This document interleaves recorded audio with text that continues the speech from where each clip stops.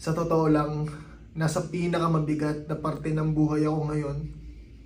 Na halo-halong emosyon yung nararamdaman ko, galit, konsensya, lahat ng emosyon nasa akin na ngayon. Hindi lang usapan dito yung 8 milyon na nawala sa amin. Hindi pera kundi yung pangarap para sa pamilya ko. Yun yung nawala, yung feeling na dapat panatag ka na this year magkakaroon kayo ng sarili nyong bahay. Putang ina, nawala pa. Bakit? Sa mga putang inang mga tao na mga pinupusta yung pera ng iba. Katulad ni Engineer Mike. Now, may galit ako. Yung emosyon ko sobrang taas. Pero at the same time, nakakonsensya ako sa kanya. Bakit hindi ako galit sa kanya?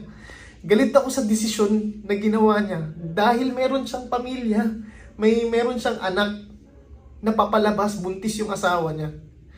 Doon ako nakakonsensya. Sobrang mixed emotion na to the point na hindi natin pwedeng tularan yung ginawa niya. Putang ina, pera ng ibang tao, pera ko. Pinusta niya sa casino. Putang ina, like, fuck. Gusto kong maging example, si Engineer Mike. Umabot siya sa pinakamalalim ng buhay niya ngayon. Siya ang maging talagang leksyon sa mga taong sugarol, sa mga taong tarantado at abusado. Kasi si Engineer Mike, maraming Engineer Mike dyan sa buong mundo na adik sa bisyo, na adik sa sugal. Tangina, tingnan niyo yung nangyayari pre. Dahil sa sugal, dahil sa putang inang bisyo na to, nasira niyo yung buhay, yung pangarap ng ibang tao. Putang ina, like, fucking, I'm losing myself, bro. Tangina. I'm losing myself. Tangina, sobrang galit. Konsensya kasi kaya kong gusto kong isigaw sa buong mundo na putang ina mo, Engineer, sinaksak mo ako patalikod. Pinagkatiwalaan kita, naniwala ko na tunay kang tao ka. Binigyan kita ng opportunity to step up, maging magaling ka sa field na ginagalawan mo, pero putang ina, bakit mo ginawa? Sa desisyon mo na magsugal.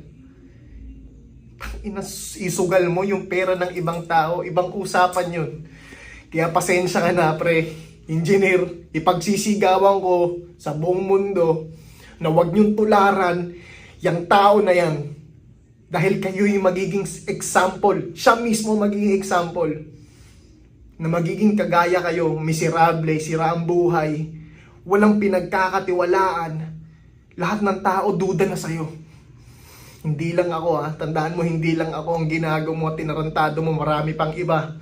Ginagamit mo pa yung pangalan ko para makautang sa iba. Putang ina. Marami akong mga messages, mga conversation na nagme-message sa akin ngayon na tangina, ginamit mo yung pangalan ko.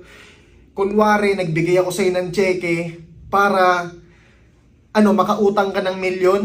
Puta, kawawa yung mga kaibigan mo na inutangan mo ng milyon, yung mga pinsan mo na inutangan mo ng milyon, mga kliyente mo. Kami! Ako pa! Engineer! Tangina, alam kong mabait ako! Sabi ko nga magdasal ka pa kasi naawa ako sa'yo, kasi kahit galit ako sa'yo, nakukonsensya ako sa'yo. Pero pre, hindi pwedeng tularan yung ginawa mo. Tangina, makademonyo yung ginawa mo, yung pera ng ibang tao, pangarap ng ibang tao, pinaghirapan ng ibang tao, pinangsugal mo. Kaya ngayon, ikaw magiging leksyon sa lahat ng mga sugarol, sa lahat ng mga nanonood na sa screen dyan, na huwag nyo nang susubukan. Huwag nyo susubukan dahil sobrang may sira ang buhay nyo katulad ni Engineer Mike. Magkikita tayo.